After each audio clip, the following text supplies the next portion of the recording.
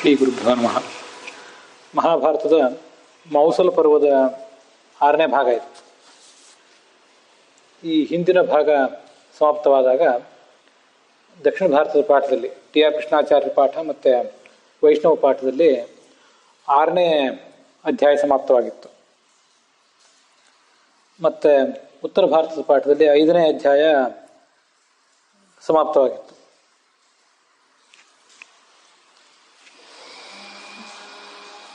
ಕೃಷ್ಣನ ಸಾರಥಿ ದಾರುಕನ ಮಾತನ್ನ ಕೇಳಿ ಅರ್ಜುನ ದ್ವಾರಕೆಗೆ ಬಂದು ಕೃಷ್ಣನ ಪತ್ನಿಯರಿಗೆ ಸಮಾಧಾನ ಹೇಳಿದ. ಮತ್ತು ಅವರೆಲ್ಲರೂ ಕೂಡ ಕೃಷ್ಣನ ಸ್ತೋತ್ರ ಮಾಡ್ತಾ ಸ್ವಲ್ಪ ಹೊತ್ತು ಕಾಲ ಕಳೆದ್ರು. ಮುಂದೆ ಸೋದರ ಮಾವನಾದ ವಸುದೇವನನ್ನ ನೋಡಬೇಕು ಅಂತ ಈ ಅರ್ಜುನ ಹೋದ. ವಸುದೇವ ಅಲ್ಲಿ ಮಲಗಿದ್ದ, ದುಃಖದಿಂದ ಪರಿತಪಿಸ್ತಾ ಮಲಗಿದ್ದ. ಅವನನ್ನ ನೋಡಿ ಅವನಿಗೆ ನಮಸ್ಕರಿಸಿದ ಈ ಅರ್ಜುನ. ಆಗ ವಸುದೇವ ಅಲ್ಲಿ ಎದ್ದು ನಿಂತ್ಕೊಂಡು ಅರ್ಜುನನ ನೆತ್ತಿಯನ್ನು ಅಘ್ರಾಣಿಸಬೇಕು ಅಂತ ಬಯಸಿದ. ಪ್ರೇಮದ ಸಂಕೇತ ಅದು. ಆದರೆ ಅವನಿಗೆ ದೈಹಿಕವಾಗಿಯೂ ಮತ್ತು ಮಾನಸಿಕವಾಗಿಯೂ ತುಂಬ ಬಳಲಿಕೆ ಆಗಿದ್ದರಿಂದ ಆ ಅರ್ಜುನನನ್ನ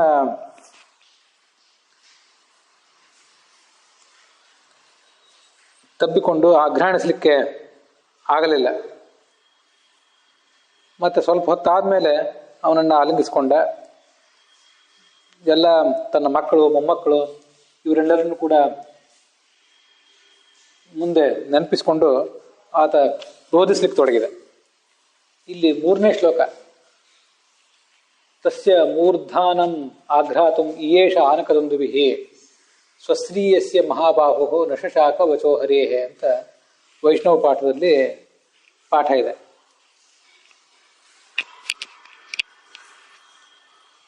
ಆದರೆ ಟಿ ಆರ್ ಕೃಷ್ಣಾಚಾರ್ಯ ಪಾಠ ಮತ್ತು ಉತ್ತರ ಭಾರತದ ಪಾಠದಲ್ಲಿ ನಶಶಾಕ ಚ ಶತ್ರುಹನ್ ಅಂತಿದೆ.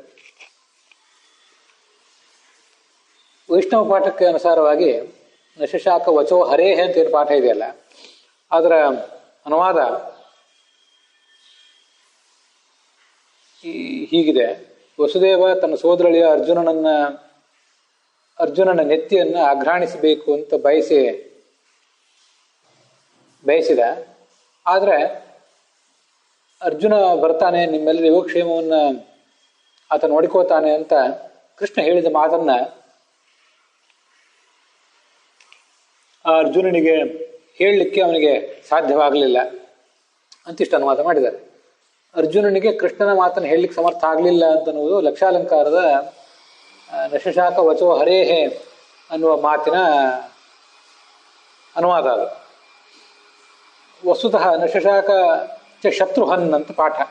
ಶತ್ರುಹನ್ ಅಂತ ವೈಶಂಪಾಯನರು ಜನಮೇಜಯನಿಗೆ ಶತ್ರುನಾಶಕನಾದ ಜನಮೇಜಯನೇ ಅಂತ ಈ ಥರ ಅದು ಮೂಲ ಪಾಠ.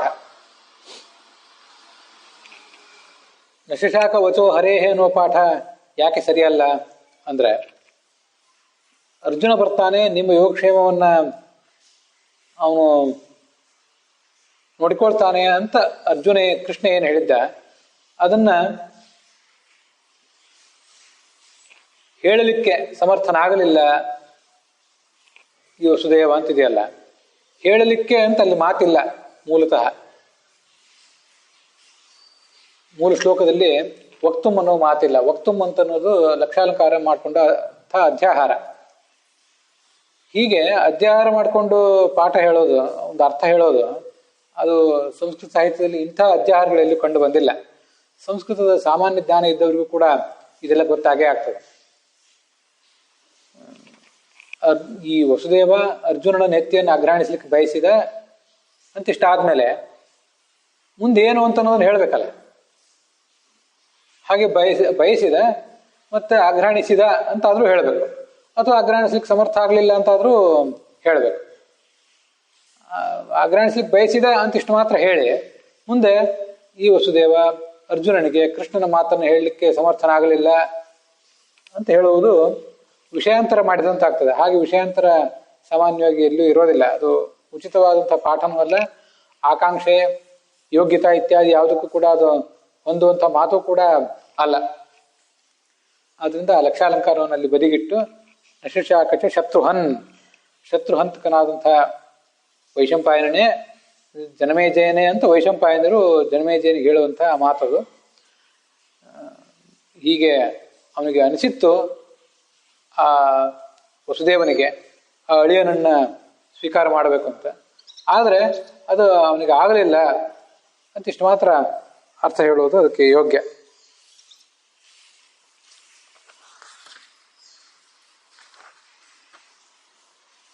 ಅರ್ಜುನ ಮತ್ತು ವಸುದೇವ ಹೀಗೆ ಮಾತಾಡ್ತಾ ಮುಂದುವರೆದು, ಮಹಾ ಬಲಿಷ್ಠರಾದಂಥ ಮೊಮ್ಮಕ್ಕಳು ನನಗಿದ್ರು. 100 ಜನ ದೈತ್ಯರನ್ನ ರಾಜರನ್ನ ಗೆದ್ದಂಥವ್ರವರು. ಆದರೆ ಅವ್ರು ಯಾರೂ ನನಗೆ ಕಾಣ್ತಿಲ್ಲ. ಆದರೆ ನಾನೊಬ್ಬ ಮಾತ್ರ ಇಲ್ಲಿ ಬದುಕಬೇಕಾಗಿದೆ. ಜೀವಾಮಿ ತಾನ್ ದೃಷ್ಟ್ವಾ ನೇಹ ಪಶ್ಯಾಮಿ ಜೀವಾಮಿ ಅರ್ಜುನ ದುರ್ಮರಹ. ದುರ್ಮರಹ ಅಂದ್ರೆ ಯಾರಿಗೆ ಸಾವು ಕೂಡ ದುರ್ಲಭವೋ ಅಂಥವನು ಅಂತ ಅದರ ಅರ್ಥ. ನನಗೂ ಅವಾಗಲೇ ಸಾವು ಬಂದ್ಬಿಟ್ಟಿದ್ದು ಚೆನ್ನಾಗಿರ್ತಾ ಇತ್ತು, ಆದರೆ ಸಾವು ಬರ್ತಿಲ್ಲ ಅಂತನ್ನುವುದು ಅವನು ಗೋಳಾಡ್ತಾ ಇರುವಂಥ ಅವನ ಗೋಳಾಟವನ್ನು ತೋರಿಸ್ತದೆ.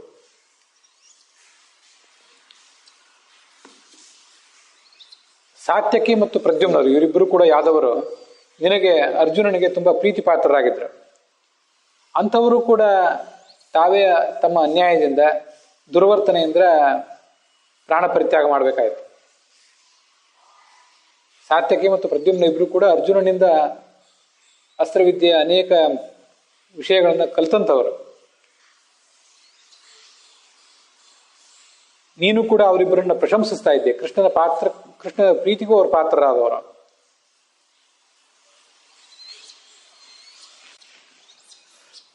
ವಸ್ತುತಃ ಈ ಯಾದವರ ನಾಶಕ್ಕೆ ಸಾತ್ಯಕಿ, ಕೃತವರ್ಮ, ಅಕ್ರೂರ, ಪ್ರದ್ಯುಮ್ನ ಇವ್ರ್ಯಾರು ಕೂಡ ಕಾರಣರಲ್ಲ. ಶಾಪೋ ಹಿ ಏವ ಅತ್ರ ಕಾರಣಂ. ಋಷಿಗಳೇನು ನಮಗೆ ಶಾಪ ಕೊಟ್ಟರು, ಆ ಶಾಪವೇ ಕಾರಣ. ಹಿಂದೆ ನಮ್ಮ ಕೃಷ್ಣ ಅನೇಕ ಜನ ರಾಜರನ್ನ ದುಷ್ಟರನ್ನ ನಾಶ ಮಾಡಿದ್ದ. ಆದರೆ ಇವತ್ತು ತನ್ನವರೇ ಆದಂಥ ಯಾದವರು ಇಂಥ ಒಂದು ಅನ್ಯಾಯದಿಂದ ಏನು ನಾಶದ ಕಡೆ ಹೊರಟರು, ಅದನ್ನು ಅವನು ಪರಿಗಣಿಸಲೇ ಇಲ್ಲ, ನಿರ್ಲಕ್ಷಿಸಿದ.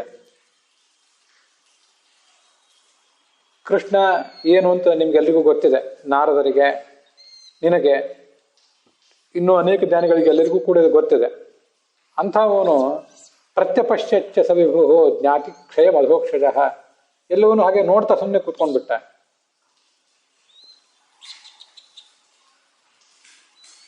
ಸಕಲ ಜಗತ್ತಿಗೆ ಪ್ರಭು ಇವನು. ಗಾಂಧಾರಿಯ ಮತ್ತು ಋಷಿಗಳ ಮಾತನ್ನ, ಅವರು ಕೊಟ್ಟಂತ ಶಾಪವನ್ನು ಅವನು ವ್ಯರ್ಥ ಮಾಡಲಿಕ್ಕೆ ಬಯಸಲಿಲ್ಲ.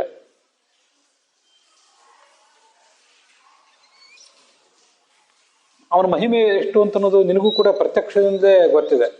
ನಿನ್ನ ಮೊಮ್ಮಗನಾದಂಥ ಪರೀಕ್ಷಿತನನ್ನ ಗರ್ಭದಲ್ಲಿದ್ದಾಗಲೂ ಕೂಡ, ಅವನ ಗರ್ಭದಲ್ಲಿದ್ದಾಗಲೇ ಸತ್ತು ಹುಟ್ಟಿದ್ರು ಕೂಡ ಅವನನ್ನು ಬದುಕಿಸಿದ. ಆದರೆ ತನ್ನವರೇ ಆದಂತಹ ಈ ಬಂಧುಗಳನ್ನು ಅವನು ರಕ್ಷಿಸಲಿಕ್ಕೆ ಬಯಸಲಿಲ್ಲ. ಹೀಗೆ ನಮ್ಮ ಕುಲದ ಅಂತ್ಯ ಆಗಿ ಹೋಯಿತು. ಮತ್ತೆ ನನಗೆ ಹೇಳಿದ, ಅರ್ಜುನ ಇಲ್ಲಿಗೆ ಬರುವವನಿದ್ದಾನೆ, ಅವನು ಇಲ್ಲಿ ಮಾಡಬೇಕಾದಂಥ ಕಾರ್ಯವನ್ನೆಲ್ಲ ಮಾಡ್ತಾನೆ.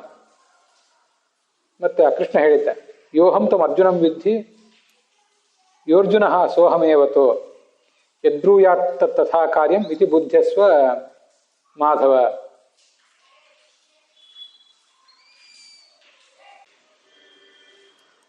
ನಾನೇ ಅರ್ಜುನ, ಅರ್ಜುನನೇ ನಾನು, ನಮ್ಮಿಬ್ಬರಲ್ಲಿ ಯಾವುದೇ ಭೇದ ಇಲ್ಲ. ಆ ಅರ್ಜುನ ಏನು ಹೇಳ್ತಾನೋ ಹಾಗೆ ನೀನು ಮಾಡಬೇಕು ಅಂತ ಕೃಷ್ಣ ತನಗೆ ಹೇಳಿದ. ಅದನ್ನ ಕೃಷ್ಣ ಹೇಳಿದ್ದನ್ನು ವಸುದೇವ ಅರ್ಜುನನಿಗೆ ಹೇಳ್ತಾ ಇದ್ದಾನೆ. ಇಲ್ಲಿ ಗಮನಿಸಬೇಕಾದಂಥ ಒಂದೆರಡು ಸಂಬೋಧನೆಗಳಿವೆ. ಅದು ಎಡಿಟಿಂಗ್ನು ಸರಿ ಇಲ್ಲ. ದಕ್ಷಿಣ ಭಾರತದ ಪಾಠದಲ್ಲಿ ಅದು ಸರಿ ಇಲ್ಲ, ಉತ್ತರ ಭಾರತದ ಪಾಠದಲ್ಲಿ ಅದು ಉಚಿತವಾಗಿದೆ. ನಾವಿಲ್ಲಿ 17ನೇ ಶ್ಲೋಕವನ್ನು ಒಂದೊಂದು ಬಾರಿ ಗಮನಿಸಬೇಕು, ಅಥವಾ ಅದು 18ನೇಯ ಶ್ಲೋಕ. ತತಃ ಪುತ್ರಾಂಶ್ಚ ಪೌತ್ರಾಂಶ್ಚ ಭ್ರಾತೃನತ ಸಖೀಂಸ್ತಥಾ ಶಯಾನ ನಿಹತಾನ್ ದೃಷ್ಟ್ವಾ ತಥೋ ಮಾಮಿದಮಬ್ರವೀತ್. ಈಗ ವಸುದೇವ ಅರ್ಜುನನ ಜೊತೆ ಮಾತಾಡ್ತಾ ಇದ್ದಾನೆ. ಆ ಮಾತಿನ ನಡುವೆ ಅವನು ಈ ಕೃಷ್ಣನ ಬಗ್ಗೆ ಹೇಳ್ತಾ ಇದ್ದಾನೆ. ಆ ಕೃಷ್ಣ ನನಗೆ ಹೀಗೆ ಹೇಳಿದ ಅಂತ.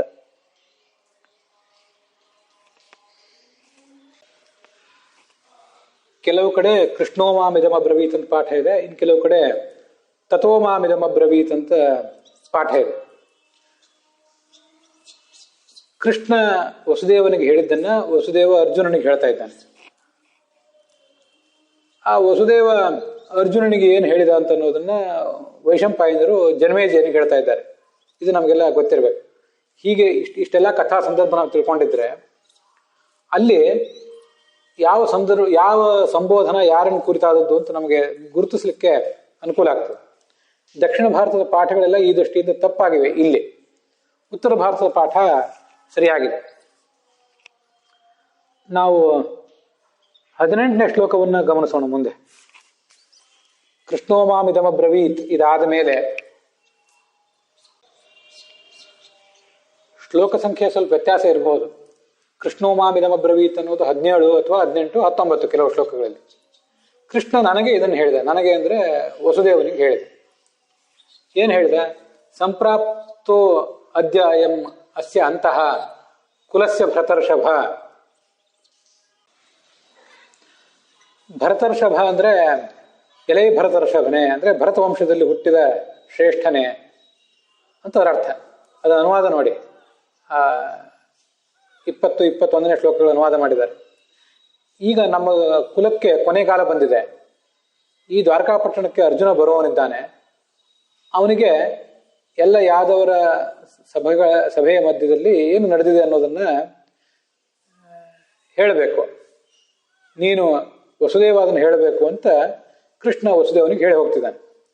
ಭರತರ್ಷಭ ಅಂತ ಸಂಬೋಧನೆ ಇದೆಯಲ್ಲ, ಇದು ಯಾರನ್ನು ಕುರಿತು ಭರತರ್ಷಭ ಅಂತ ಸಂಬೋಧನೆ ಮಾಡೋದು? ಈ ವಸುದೇವ ಅಥವಾ ಕೃಷ್ಣ ಇವರು ಯಾರು ಕೂಡ ಭರತ ವರ್ಷದಲ್ಲಿ ಹುಟ್ಟಿದವರಲ್ಲ. ಆದ್ರಿಂದ ಕೃಷ್ಣ ತನ್ನ ತಂದೆಯಾದ ವಸುದೇವನನ್ನ ಭರತರ್ಷ ವಂಶದಲ್ಲಿ ಹುಟ್ಟಿದವನೇ ಅಂತ ಸಂಬೋಧನೆ ಮಾಡ್ಲಿಕ್ಕೆ ಸಾಧ್ಯವೇ ಇಲ್ಲ. ತಪ್ಪದ.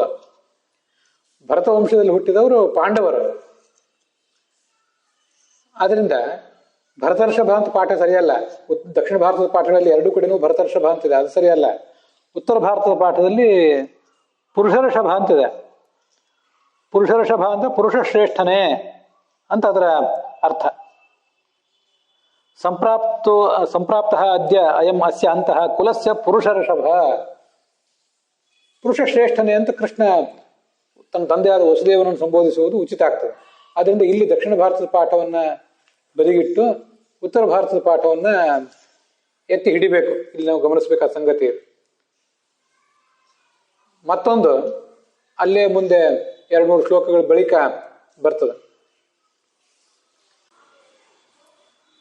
ಪುರುಷರ್ಷಭ ಅನ್ನೋದು 20ನೇ ಶ್ಲೋಕ ಆದ್ರೆ ಮುಂದೆ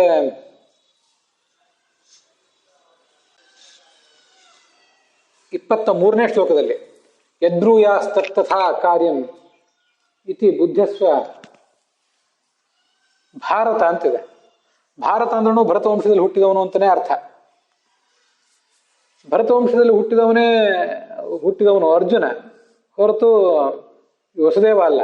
ಆದ್ರಿಂದ ಕೃಷ್ಣ ಅರ್ಜುನನಿಗೆ ಏನ್ ಮಾತನ್ನು ಹೇಳ್ತಾ ಇದ್ದಾನೆ, ವಸುದೇವನಿಗೆ ಏನ್ ಮಾತನ್ನು ಹೇಳ್ತಾ ಇದ್ದಾನೆ ಹೇಳಿ ಮುಂದೆ ಅವನು ಮತ್ತೆ ಬಲರಾಮನ ಕಡೆಗೆ ಏನು ಹೋಗೋನಿದ್ದಾನಲ್ಲ, ಅಲ್ಲಿ ಭಾರತ ಅಂತ ಕೃಷ್ಣ ವಸುದೇವನನ್ನ ಸಂಬೋಧಿಸುವಂತ ಸಾಧ್ಯತೆ ಇಲ್ಲ.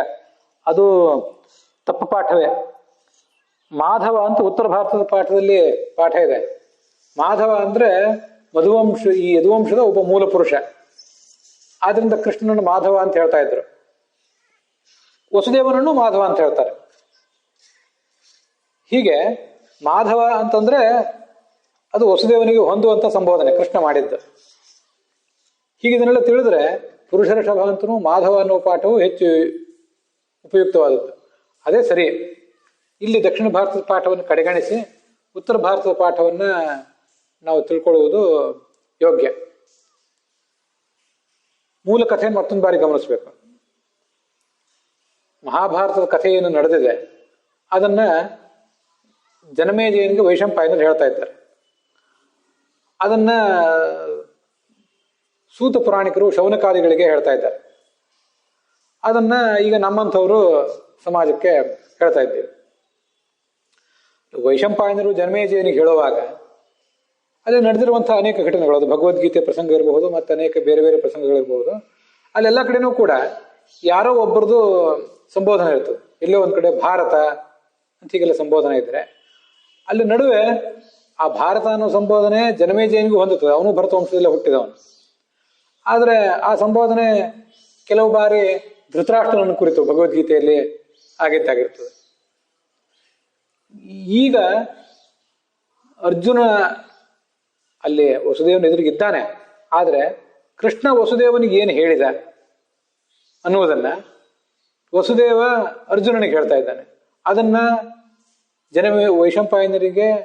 ವೈಶಂಪಾಯನರು ಜನಮೇಜಯನಿಗೆ ಹೇಳ್ತಾ ಇದ್ದಾರೆ. ಅದನ್ನ ಪುರಾಣಿಕರು ಶೌನಕಾದಿ ಋಷಿಗಳಿಗೆ ಹೇಳ್ತಾ ಇದ್ದಾರೆ. ಇದನ್ನೆಲ್ಲ ನಾವು ಗಮನಿಸಿದ್ರೆ ಇಂತಹ ಅಪಾರ್ಥಗಳನ್ನ, ತಪ್ಪು ಪಾಠಗಳನ್ನ ದೂರ ಇಡಬಹುದು. ಮುಂದಿನ ಕಥೆಯ ನೋಟವನ್ನು ನೋಡೋಣ. ಆ ಅರ್ಜುನ ಬರ್ತಾನೆ, ಅವನಿಗೆ ನಡೆದದ್ದೆಲ್ಲವನ್ನು ನೀವು ಹೇಳಬೇಕು. ಆತ ಎಲ್ಲರ ಔರ್ಧ್ವ ದೈಹಿಕ ಕ್ರಿಯೆಯನ್ನು ಮಾಡ್ತಾನೆ. ಸಸ್ತ್ರೀಷು ಪ್ರಾಪ್ತ ಕಾಲಾಸು ಪಾಂಡವೋ ಬಾಲಕೇಶು ಚ ಪ್ರತಿಪತ್ಸತಿ ಬೀಭತ್ಸು ಭವತಶ್ಚ ಔರ್ಧ್ವದೈಹಿಕಂ ಅಂತ ಮುಂದಿನ ಶ್ಲೋಕ. ಆ ಪ್ರಾಪ್ತ ಕಾಲಾಸು ಅನ್ನುವುದಕ್ಕೆ ಪ್ರಸವ ಕಾಲ ಸನ್ನಿಹಿತವಾಗಿರುವ ಸ್ತ್ರೀಯರ ವಿಷಯದಲ್ಲಿ ಅಂತ ಒಂದು ಕಡೆ ಅನುವಾದ ಇದೆ. ಆ ಸ್ತ್ರೀಯರ ಬಗ್ಗೆ ಮತ್ತು ಬಾಲಕರ ಬಗ್ಗೆ ಎಲ್ಲವೂ ಅವನೇ ಗಮನ ಹರಿಸ್ತಾನೆ ಅರ್ಜುನ, ಮತ್ತು ಅವನ ಔರ್ಧ್ವದೈಹಿಕ ಕ್ರಿಯೆಗಳನ್ನು ಮಾಡ್ತಾನೆ ಅಂತ. ಪ್ರಸವ ಕಾಲ ಸನ್ನಿಹಿತ ಆಗಿರುವುದು ಅಂತ ಅದಕ್ಕೇನು ಅರ್ಥ ಮಾಡಬೇಕಾಗಿಲ್ಲ. ಪ್ರಾಪ್ತ ಕಾಲ ಅನ್ನೋದಕ್ಕೆ ಯಾರ್ಯಾರಿಗೆ ಯಾವ್ಯಾವ ಕಾಲ ಸನ್ನಿಹಿತ ಆಗಿರ್ತದೆ ಅವರಿಗೆ ಏನು ಕ್ರಿಯೆಗಳನ್ನು ಮಾಡಬೇಕು ಅದನ್ನ ಅವನು ಮಾಡ್ತಾನೆ ಅಂತ ಇಷ್ಟು ಮಾತ್ರ ಅರ್ಥ ತಿಳ್ಕೊಂಡ್ರೆ ಸಾಕು. ಅರ್ಜುನ ಮುಂದೆ ಈ ದ್ವಾರಕಾ ನಗರವನ್ನ ಬಿಟ್ಟು ಹೋಗ್ತಾನೆ ಎಲ್ಲರನ್ನು ಕರ್ಕೊಂಡು. ಆಗ ಈ ಸಮುದ್ರ ಈ ದ್ವಾರಕಾ ನಗರವನ್ನ ಮುಳುಗಿಸ್ತದೆ. ನಾನು ಒಂದು ಪವಿತ್ರ ಸ್ಥಳದಲ್ಲಿ ಕೂತ್ಕೊಂಡು ಬಲರಾಮನ ಜೊತೆಗಿದ್ದು ನಮ್ಮ ಪ್ರಯಾಣ ಕಾಲವನ್ನ, ಅವತಾರ ಪರಿಸಮಾಪ್ತಿ ಕಾಲವನ್ನ ನಿರೀಕ್ಷಿಸ್ತಿರ್ತೇನೆ ಅಂತ ಕೃಷ್ಣ ಹೀಗೆ ನನಗೆ ವಸುದೇವನಿಗೆ ಹೇಳಿ ಅಲ್ಲಿಂದ ಹೊರಟು ಹೋದ. ನಾನು ಆ ಕೃಷ್ಣ ಹೊರಟೋದ್ಮೇಲೆ ಇಲ್ಲೇ ಕೂತ್ಕೊಂಡಿದ್ದೇನೆ. ಘೋರಂ ಜ್ಞಾತಿವಧಂ ಚೈವ ನಭುಂಜೆ ಶೋಕಕರ್ಷಿತ. ಇದನ್ನೆಲ್ಲ ನೋಡಿ ದುಃಖದ ಅತಿರೇಕದಿಂದ ನಾನು ಆಹಾರವನ್ನು ಸ್ವೀಕಾರ ಮಾಡಿಲ್ಲ. ನೀನು ಇಲ್ಲಿಗೆ ಬಂದಿದ್ದಿ, ನನಗೀಗ ಜೀವನವೂ ಬೇಡ ಆಗಿದೆ. ಕೃಷ್ಣ ಹೇಳಿದಂತೆ ನೀನು ಮಾಡಬೇಕು. ಇಲ್ಲಿ ಸಂಪತ್ತೆಲ್ಲವೂ ನಿನಗೆ ಸೇರಿದ್ದು. ನಾನು ಇನ್ನು ನನ್ನ ಪ್ರಾಣ ಪರಿತ್ಯಾಗ ಮಾಡ್ತೇನೆ. ಮುಂದಿನ ಅಧ್ಯಾಯದಲ್ಲಿ ಅರ್ಜುನ ವಸುದೇವನಿಗೆ ಏನು ಹೇಳಿದ ಅನ್ನೋದನ್ನು ನೋಡ್ತೇವೆ. ನನಗೆ ಈ ದ್ವಾರಕೆಯನ್ನ ನೋಡ್ಲಿಕ್ಕೂ ಆಗ್ತಾ ಇಲ್ಲ, ಯಾವ್ದವರು ಇಲ್ಲಿಲ್ಲ. ಅಂಥ ದುಃಖದ ಸ್ಥಿತಿ ಈ ದ್ವಾರಕೆಗೆ ಬಂದಿದೆ. ಇದನ್ನು ನಾನು ನೋಡ್ಲಿಕ್ಕೂ ಸಮರ್ಥನಾಗಿಲ್ಲ. ನಮ್ಮ ಅಣ್ಣ ಯುಧಿಷ್ಠಿರ ಭೀಮಸೇನರು, ನಕುಲ ಸಹದೇವರು, ದ್ರೌಪದಿ, ನಾವೆಲ್ಲರೂ ಕೂಡ ಒಂದೇ ಮನಸ್ಸಿನವರು. ನಾವು ಕೂಡ ಇಲ್ಲಿರ್ಲಿಕ್ಕೆ ಬಯಸುವುದಿಲ್ಲ ಅಂತ ಅರ್ಜುನ ಹೇಳಿದಂತೆ ಕಾಣಿಸ್ತದೆ. ಯುಧಿಷ್ಠಿರನಿಗೂ ಕೂಡ ಪರಲೋಕದ ಗಮನದ ಸಮಯ ಬಂದಿದೆ. ರಾಜ್ಞ ಸಂಕ್ರಮಣೀಯ ಚಾಪಿ ಕಾಲೋಯಂ ವರ್ತತೆ ಧ್ರುವಂ. ನಾನೀಗ ಈ ಅದು ಸ್ತ್ರೀಯರನ್ನ, ಬಾಲಕರನ್ನ, ವೃದ್ಧರನ್ನ ಇಂದ್ರಪ್ರಸ್ಥಕ್ಕೆ ಕರ್ಕೊಂಡು ಹೋಗ್ತೇನೆ.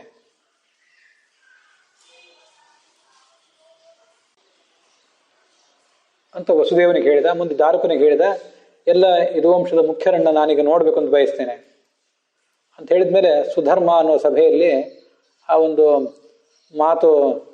ಮಾತುಕತೆ ಏರ್ಪಾಡಾಗಿತ್ತು. ಅಲ್ಲಿ ಕುತ್ಕೊಂಡ್ರು ಎಲ್ಲರೂ ಕೂಡ. ಅರ್ಜುನ ಅವರೆಲ್ರಿಗೂ ಈ ಮುಂದಿನ ಮಾತನ್ನು ಹೇಳಿದೆ. ಇಲ್ಲಿರುವ ಸ್ತ್ರೀಯರು, ವೃದ್ಧರು, ಬಾಲಕರು ಎಲ್ಲರನ್ನೂ ಇಂದ್ರಪ್ರಸ್ಥಕ್ಕೆ ಕರ್ಕೊಂಡು ಹೋಗ್ತೇನೆ. ಮುಂದೆ ದ್ವಾರಕೆಯನ್ನು ಸಮುದ್ರ ಮುಳುಗಿಸ್ತದೆ.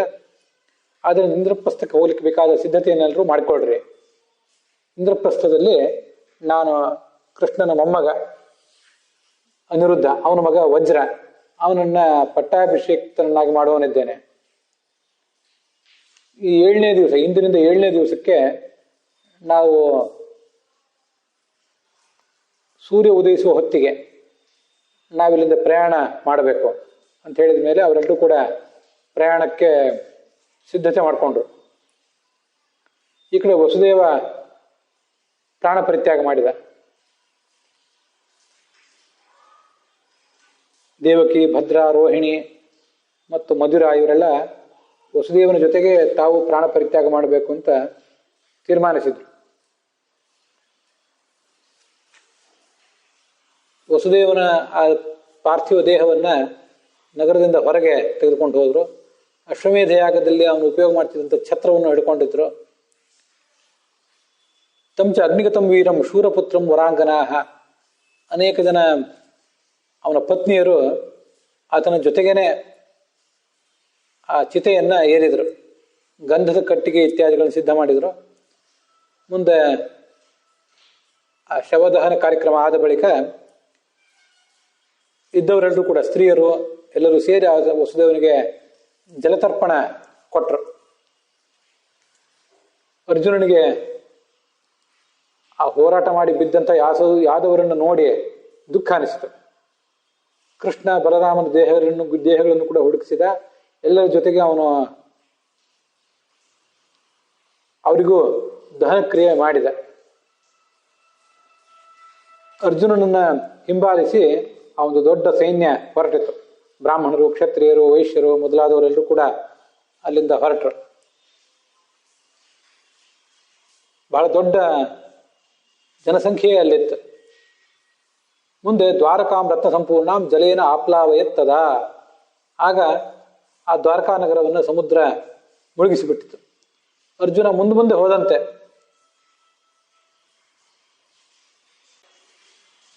ಅವನು ಬಿಟ್ಟು ತೆರಳಿದ ಭಾಗಗಳನ್ನೆಲ್ಲ ದ್ವಾರಕ್ಕೆ ಮುಳುಗಿಸಿತು. ದ್ವಾರಕಾ ನಗರದ ನಿವಾಸಿಗಳು ಇದೇನು ದೈವಲೀಲೆ ಹೀಗಿದೆಯಲ್ಲ ಅಂತ ಬಹಳ ಆಶ್ಚರ್ಯಪಟ್ಟರು. ಒಂದು ಕಡೆ ಈ ದೊಡ್ಡ ಪರಿವಾರವೆಲ್ಲವೂ ಕೂಡ ತಂಗಿತ್ತು. ಅಲ್ಲಿ ದರೋಡೆಕೋರರ ಗುಂಪೊಂದು ಇದನ್ನು ನೋಡಿತು. ಅರ್ಜುನ ಒಬ್ಬನೇ ಇದ್ದಾನೆ ಇಲ್ಲಿ ಇವರಿಗೆ ರಕ್ಷಕರಾಗಿ ಅಂತ ಅವ್ರು ತಿಳ್ಕೊಂಡ್ರು. ಅಯಮೇಕಃ ಅರ್ಜುನ ಧನ್ವಿ ವೃದ್ಧ ಬಾಲಂ ಹತೇಶ್ವರಂ ನಯತ್ಯಸ್ಮಾನ್ ಅತಿಕ್ರಮ್ಯ ಯೋಧಾಶ್ಚೇಮಿ ಹತೌಜಸಃ. ಇಲ್ಲಿ ಕೆಲವರು ಸೈನಿಕರೆಲ್ಲ ಇದ್ದಾರೆ, ಪರಾಕ್ರಮಿಗಳಿದ್ದಾರೆ, ಆದರೆ ಅವರಲ್ಲಿ ಯಾವ ಪರಾಕ್ರಮವೂ ಈಗ ಉಳಿದಿಲ್ಲ. ಆದ್ರಿಂದ ಇವರ ಸಂಪತ್ತನ್ನು ನಾವೀಗ ಲೂಟಿ ಮಾಡೋಣ ಅಂತ ಆಲೋಚನೆ ಮಾಡಿ ಅವರು ಈ ಯಾದವ ಪರಿವಾರವನ್ನು ಆಕ್ರಮಿಸಿದರು. ಆಗ ಅರ್ಜುನ, ಪಾಪಿಗಳೇ, ಬದುಕುವ ಅಪೇಕ್ಷೆ ಇದ್ರೆ ಇಲ್ಲಿಂದ ಹಿಂತಿರುಗಿ, ಇಲ್ಲಿಂದ ಪ್ರಾಣ ಪರಿತ್ಯಾಗ ಮಾಡಿಬಿಡ್ತೀರಿ ಅಂತ ಅವರನ್ನು ಬೆದರಿಸಿದ. ಆದರೂ ಅವರು ತಮ್ಮ ಆಕ್ರಮಣವನ್ನು ಮುಂದುವರಿಸಿದರು. ಅರ್ಜುನ ಆ ಗಾಂಡೀವಕ್ಕೆ ಎದೆ ಏರಿಸಲಿಕ್ಕೆ ಸಿದ್ಧನಾದ. ಆದರೆ ಎದೆ ಏರಿಸಲಿಕ್ಕೂ ಅವನಿಗೆ ಸಾಧ್ಯ ಆಗಲಿಲ್ಲ. ಬಹಳ ಕಷ್ಟಪಟ್ಟು ಹಗ್ಗವನ್ನು ಕಟ್ಟಿದ. ಆದರೆ ಯಾವ ಅಸ್ತ್ರವೂ ಅವನಿಗೆ ಸ್ಮರಣ ಬರಲಿಲ್ಲ. ಅವನಿಗೆ ನಾಚಿಕೆ ಆಯಿತು. ಆ ಸಮುದಾಯದಲ್ಲಿ ಸ್ತ್ರೀಯರೇ ಬಹಳ ಸಂಖ್ಯೆಯಲ್ಲಿದ್ದರು. ಈ ದರೋಡೆಕೋರು ಅಲ್ಲೇ ದಾಳಿ ಮಾಡ್ತಾ ಇದ್ರು. ಅರ್ಜುನ ತನ್ನ ಪ್ರಯತ್ನ ತಾನು ಮಾಡಿದ. ಆದರೆ ಆ ದರೋಡೆಕೋರು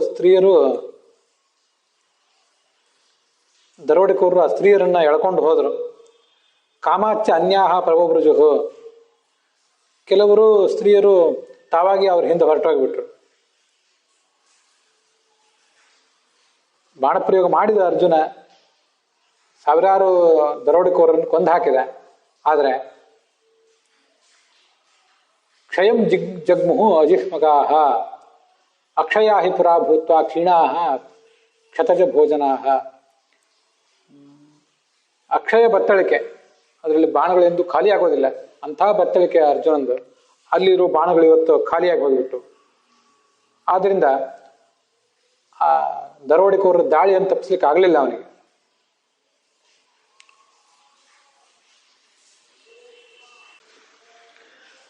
ಧನಂಜಯಸ್ತು ದೈವಂ ತಂತ್ ಮನಸಾ ಚಿಂತೆಯತ್ ಪ್ರಭು. ಇದೆಲ್ಲ ದೈವದ ಆಟವೇ, ಅದರಿಂದ ಹೀಗಾಗ್ತದೆ ಅಂತ ಅವನು ಆಲೋಚನೆ ಮಾಡಿದ.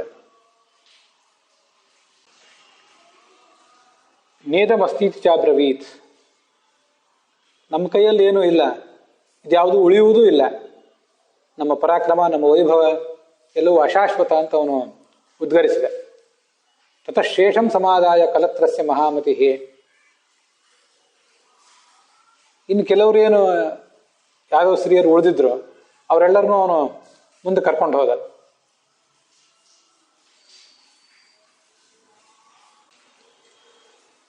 ಕೃತವರ್ಮನ ಮಗ ಒಬ್ಬ ಇದ್ದ, ಅವನನ್ನ ಮೃತ್ತಿಕಾವತ ಅಂತ ಕೆಲವು ಕಡೆ ಮಾರ್ತಿಕಾವತ ಅಂತಿದೆ, ಆ ನಗರದಲ್ಲಿ ಇರ್ಲಿಕ್ಕೆ ವ್ಯವಸ್ಥೆ ಮಾಡಿದ. ಮತ್ತು ಅವನ ಅನುಯಾಯಿಗಳನ್ನಾಗಿ ಉಳಿದವರನ್ನು ಕೂಡ ಅಲ್ಲಿಟ್ಟ. ಮುಂದೆ ಇಂದ್ರಪ್ರಸ್ಥಕ್ಕೆ ಕೆಲವರನ್ನು ಕರ್ಕೊಂಡು ಹೋದ.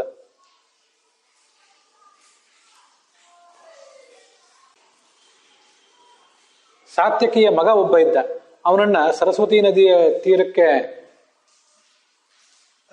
ರಾಜನನ್ನಾಗಿ ಮಾಡಿದ.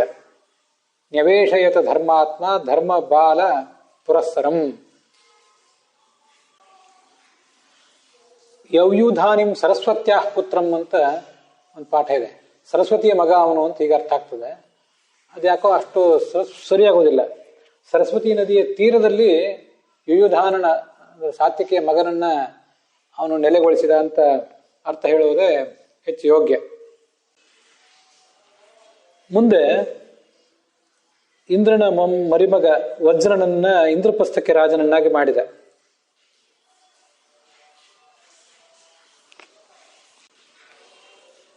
ಅಕ್ರೂರನ ಪತ್ನಿಯರು, ಕೃಷ್ಣನ ಪತ್ನಿಯರು ಅವರೆಲ್ಲ ಅನೇಕ ಜನ ಅಗ್ನಿ ಪ್ರವೇಶ ಮಾಡಿದರು.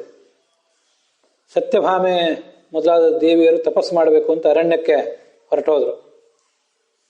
ಎಲ್ಲ ವ್ಯವಸ್ಥೆಯನ್ನು ಮಾಡಿ ಮುಂದೆ ವೇದವ್ಯಾಸರನ್ನ ಭೇಟಿ ಮಾಡಬೇಕು ಅಂತ ತೆರಳಿದ ಈ ಅರ್ಜುನ.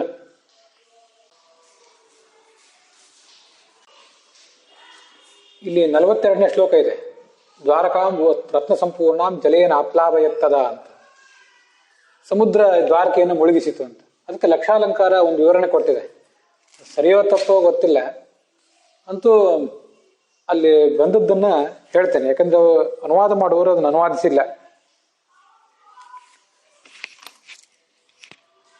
ನಮ್ಮ ಗುರುಗಳಾದ ಆಯುಧನ ಪುರಾಣಿಕಾಚಾರ್ಯರು ಸುಲಲಿತ ಭಾಗವತದ 11ನೇ ಸ್ಕಂದದ 31ನೇ ಅಧ್ಯಾಯದಲ್ಲಿ 24ನೇ ಶ್ಲೋಕದ ವ್ಯಾಖ್ಯಾನದ ಬಳಿಕ ಈ ವಿಷಯ ಹೇಳಿದ್ದಾರೆ. ಪ್ರಾಯ ಅವರು ಮಹಾಭಾರತ ಲಕ್ಷಾಲಂಕಾರದ ಈ ವಿಷಯ ಇಟ್ಕೊಂಡು ಹೇಳಿರ್ಬೇಕು. ವಿಷಯ ಸರಿಯೋ ಇಲ್ಲೋ ಗೊತ್ತಿಲ್ಲ, ಅಂತೂ ಅಲ್ಲಿ ಹೇಳಿರ್ತಾರೆ. ಪುನರ್ ಯತ್ರಾವತಾರೋಸ್ಯ ಭವಿಷ್ಯತಿ ಕೃತೇ ಯುಗೆ ಕೋಶಧಾರೋ ಹ್ಯಾಂತಸ್ಯ ನಶ್ಯೇದನ್ವಪಿ ನೋಧನಂ ಅಂತ ಒಂದು ಶ್ಲೋಕವನ್ನ ಅಲ್ಲಿ ಲಕ್ಷಾಲಂಕಾರದಲ್ಲಿ ಉದ್ಧರಿಸಿದ್ದಾರೆ. ಚತುರ್ಮುಖ ಬ್ರಹ್ಮನ ಪ್ರತಿಯೊಂದು ದಿನವೂ ಕೂಡ 432 ಕೋಟಿ ವರ್ಷಗಳು ಉಳ್ಳದ್ದು, ನಮಗದೆಲ್ಲ ಗೊತ್ತಿದೆ. ಅಲ್ಲಿ ಪ್ರತಿಯೊಂದು ದಿನದಲ್ಲಿಯೂ ಕೂಡ ಚತುರ್ಮುಖ ಬ್ರಹ್ಮನ ಪ್ರತಿದಿನ ಅಲ್ಲಿ ಹೀಗೆ 28ನೇ ದ್ವಾಪರ ಯುಗ ಬಂದಾಗ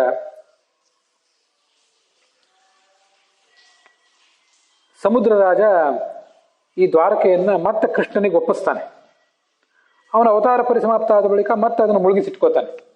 ಹೀಗೆ ಚತುರ್ಮುಖ ಬ್ರಹ್ಮನ ದಿನವೂ ಕೂಡ ಈ ಥರ ರಾಮಕೃಷ್ಣ ಇತ್ಯಾದಿ ರೂಪಗಳ ಅವತಾರ ಆಗ್ತದೆ. ಅಂತೂ ಬ್ರಹ್ಮ ಪ್ರಳಯ ಆಗುವ ತನಕವೂ ಚತುರ್ಮುಖ ಬ್ರಹ್ಮನ 100 ವರ್ಷ ಆಯುಷ್ಯ ಮುಗಿಯುವ ತನಕವೂ ದ್ವಾರಕೆಗೆ ಲಯ ಇಲ್ಲ. ಉಳಿದ ಅನೇಕ ಭೂಭಾಗಗಳು, ದೇವಲೋಕದ ಭಾಗಗಳೆಲ್ಲ ಲಯಕ್ಕೊಳಗಾಗಬಹುದು, ಆದರೆ ದ್ವಾರಕೆಗೆ ಲಯ ಇಲ್ಲ ಅಂತ ಅಲ್ಲಿ ಪುರಾಣಿಕಾಚಾರ್ಯ ಬರೆದಿದ್ದಾರೆ. ಅದೇ ವಿಷಯವೇ ಈ ಲಕ್ಷಾಲಂಕಾರದಲ್ಲಿದೆ. ಲಕ್ಷಾಲಂಕಾರದ ಇದ್ದುದನ್ನೇ ಅವರು ಬರೆದಂತೆ ಕಾಣಿಸ್ತಾರೆ. ವೈವಸ್ವತ ಮನುವಿನ 28ನೇ ದ್ವಾಪರ ಯುಗ ಬಂದಾಗ ಆಗ ಸರ್ವಂ ಧನಂ ಸಪ್ರಾಕಾರ ಪುರೀಂಚ ಕೃಷ್ಣಾಯ ಮಯ ದಾತವ್ಯ. ಈಗೇನು ಮುಳುಗಿಸಿಟ್ಕೊಂಡಿದ್ದೇನೆ ಇದನ್ನೆಲ್ಲ ಮತ್ತೆ ನಾನು ಕೃಷ್ಣನಿಗೆ ಒಪ್ಪಿಸ್ಬೇಕು. ಅಲ್ಲಿಯವರೆಗೆ ಕೃಷ್ಣನ ಖಜಾನೆಯ ಪಾಲಕ ನಾನು, ಸ್ವಲ್ಪ ಧನವೂ ನಾಶ ಆಗಬಾರದು ಅಂತ ಅವರು ಆ ಸಮುದ್ರ ರಾಜ ಆಲೋಚನೆ ಮಾಡಿದ್ದ. ಚತುರ್ಮುಖ ಬ್ರಹ್ಮನ ಒಂದು ದಿನ ಮುಕ್ತಾಯ ಕಂಡು ರಾತ್ರಿ ಬಂದಾಗ ಪಾತಾಳ, ಭೂಮಿ, ಅಂತರಿಕ್ಷ ಮತ್ತೆ ಸ್ವರ್ಗಲೋಕ ಇತ್ತು, ಇವೆಲ್ಲವೂ ಕೂಡ ನಷ್ಟ ಆಗ್ತವೆ.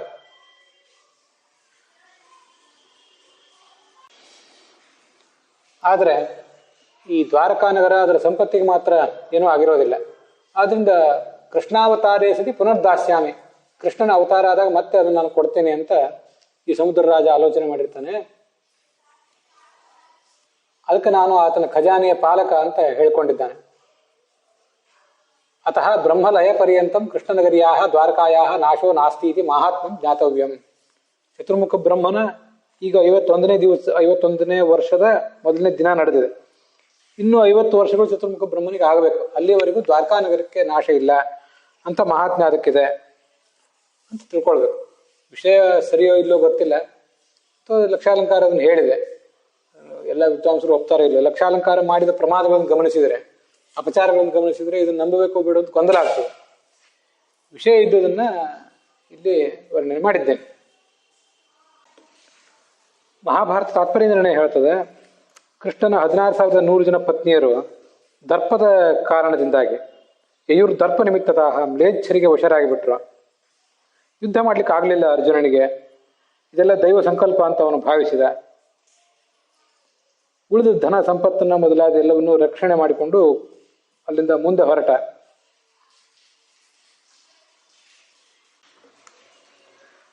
ಅಲ್ಲಿ ವೇದವ್ಯಾಸರನ್ನ ಅವನು ನೋಡಿದ, ಅವರಿಗೆ ನಮಸ್ಕರಿಸಿದ. ಆ ವೇದವ್ಯಾಸರೇ ಕೃಷ್ಣ ಅಂತ ಅನ್ನೋದನ್ನು ತಿಳ್ಕೊಂಡ. ಕೃಷ್ಣನ ವಿರಹದಿಂದ ತನಗಾದಂತಹ ದುಃಖವನ್ನ ಅವನು ಮರೆತ.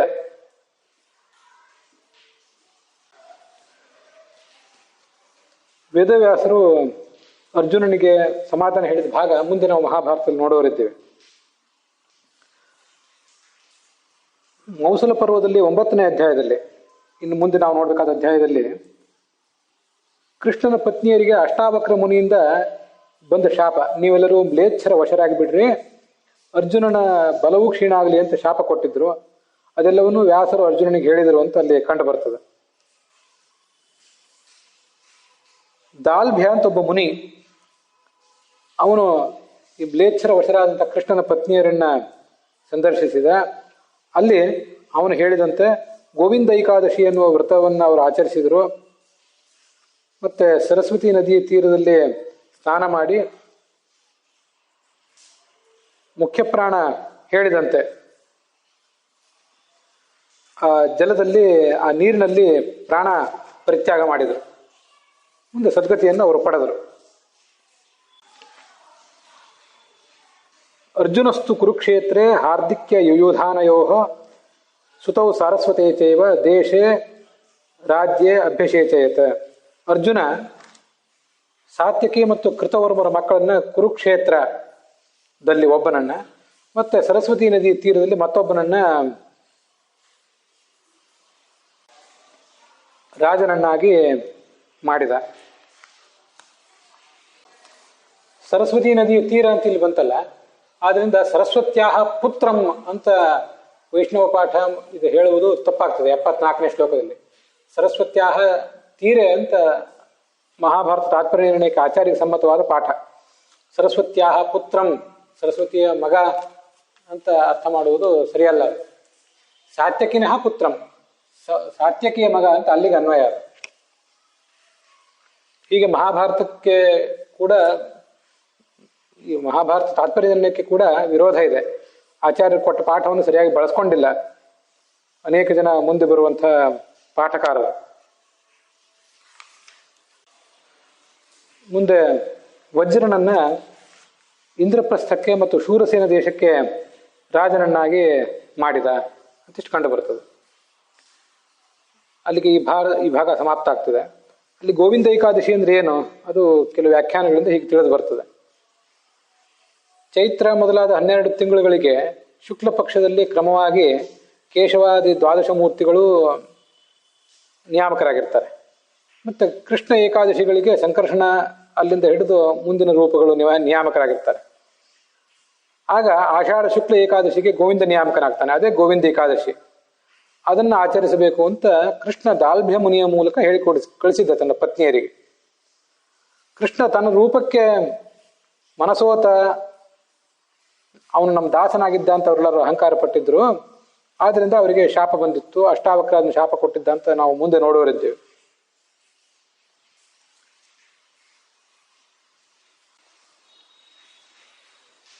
ಗೋವಿಂದ ಏಕಾದಶಿ ಅಂದರೆ ಆಷಾಢ ಶುಕ್ಲ ಏಕಾದಶಿ ಅಂತ ಅನ್ನೋದು ಜನಾರ್ದನೀಯ, ವಾದಿರಾಜೀಯ, ವೇದಾಂಗ ತೀರ್ಥೀಯ ಮೊದಲಾದ ವ್ಯಾಖ್ಯಾನಗಳಲ್ಲಿ ಕಂಡು ಬರ್ತದೆ.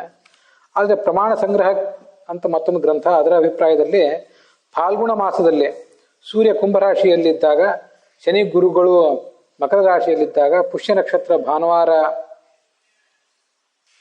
ಬಂದಾಗ ಆ ಫಾಲ್ಗುಣ ಶುದ್ಧ ಏಕಾದಶಿಯೇ ಗೋವಿಂದ ಏಕಾದಶಿ. ಬ್ರಹ್ಮಾಂಡ ಪುರಾಣ ಅದನ್ನ ವರ್ಣನೆ ಮಾಡಿದೆ.